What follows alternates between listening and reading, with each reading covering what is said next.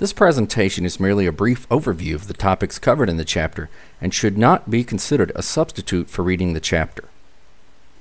This chapter covers the micro and macro factors that affect personal financial planning, the financial planning process, and financial planning professionals. Micro factors are related to the individual. For example, what is their family situation? What is their health status? What career have they chosen? What age are they? Here we see some examples of how micro factors influence financial planning. An individual with a partner or children needs to consider them when they build their plan. When considering health, unfortunately, many people do not consider the possibility of losing income due to long-term disability caused by accident or illness. Of course, your career choice impacts your plan. Surgeons average nearly $400,000 per year in income, so they have an opportunity to have larger expenses and savings than people who choose many other careers. And life stage must be considered when creating a financial plan. Someone in their late teens may need to put a great deal of time and effort into considering career choice, while someone approaching retirement need not be concerned with career choice, but instead should be focused on investment returns for retirement. Macro factors are not individually focused, but instead focus on the wider economy and the markets that make up the economy. There are 4 key macro factors that must be considered when creating a financial plan: the stage of the business cycle, the employment situation, economic indicators, and currency stability.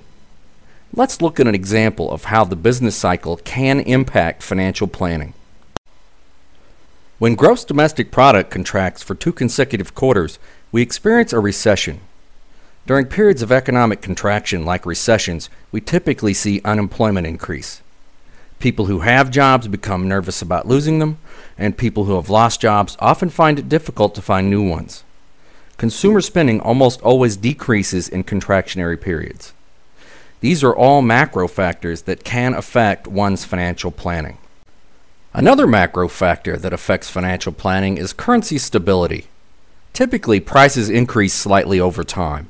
We call this increase in prices over time inflation. If the money you have to spend is a fixed amount, but prices increase 5% this year, you will not be able to buy as much as you were able to buy last year.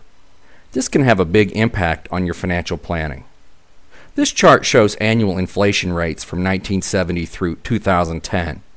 As you can see, for most of that time, inflation has been fairly mild, but it has been over 5% several years.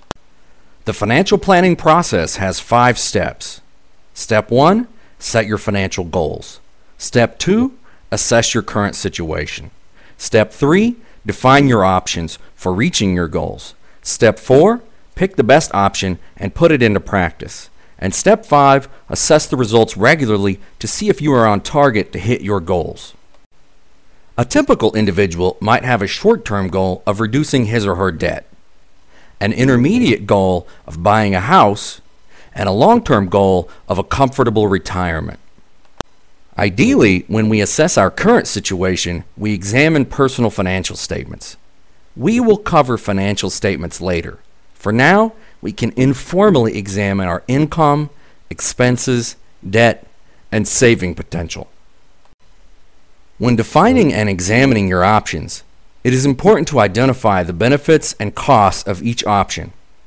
Getting a second job may help you reduce your debt more quickly, but it will also cut into your free time.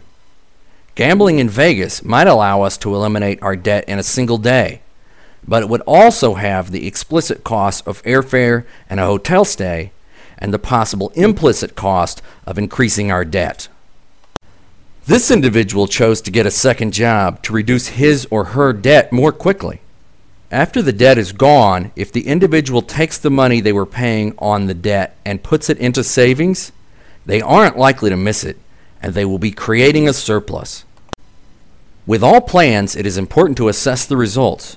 Did you reach your short-term goals? Were you able to pay off your debt? If so, great. Set some new short-term goals. If not, start the planning process over and get back to work on reaching your original goals. When examining the various certifications of financial professionals, it can be easy to get confused and see it all as a jumble of alphabet soup.